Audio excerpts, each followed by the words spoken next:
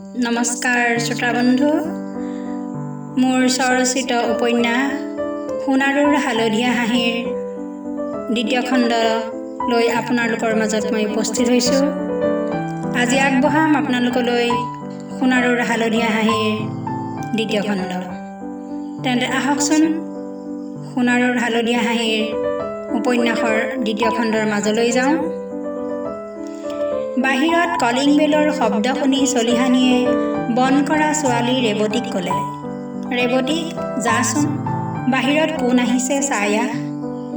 চলিহানীৰ কথামতে ৰেৱতী ওলাই গৈ দুৱাৰখন খুলি দিলে।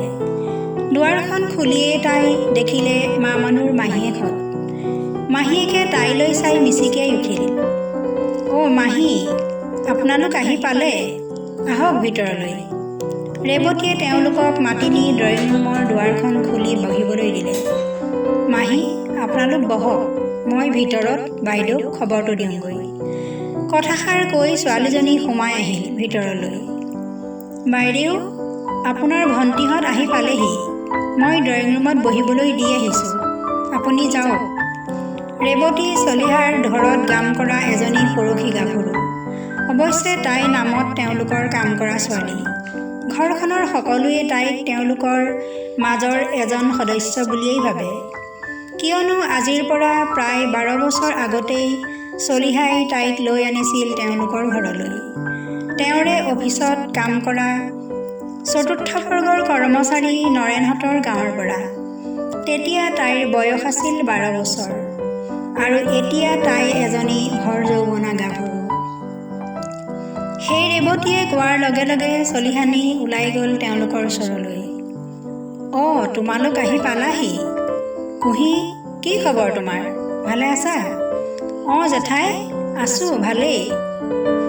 বাইদেউ, মই যে তোক কৈছিলোঁ, এওঁৱেই বুবুৰ বন্ধু পল্লৱ।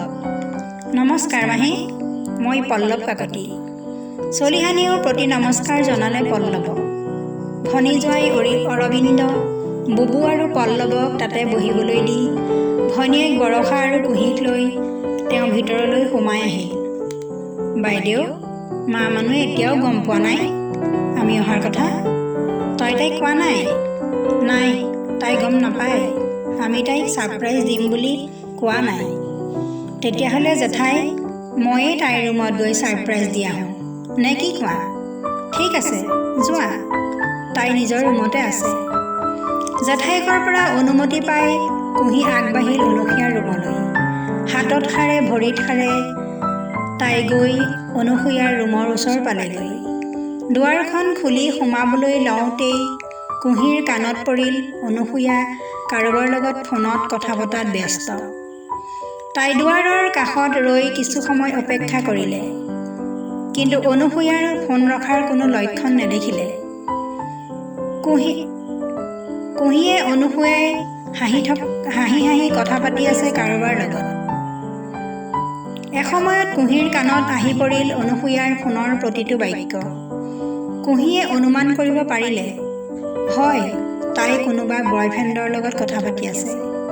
কিছু সময় তেনেকৈয়ে থকাৰ পিছত কুঁহি আঁতৰি আহিল তাৰ পৰা। তাইৰ মন নগ'ল অনুক ডিষ্টাৰ্ব দিবলৈ। কুঁহিৰ মনত এনে লাগিল, সিহঁতে ভাবি অহা কথাটোৰ এতিয়া যেন কোনো প্ৰয়োজনেই নাই। তাইৰ মনটো সেমেকি গ'ল নিমিষতে।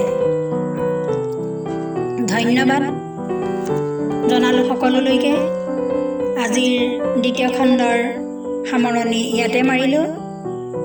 পুনৰ ইয়াৰ পিছত তৃতীয় খণ্ডটিলৈ আকৌ আহিম। মোৰ উপন্যাসৰ দ্বিতীয় খণ্ড পঢ়ি আপোনালোকে কেনে পালে নিশ্চয় জনাব।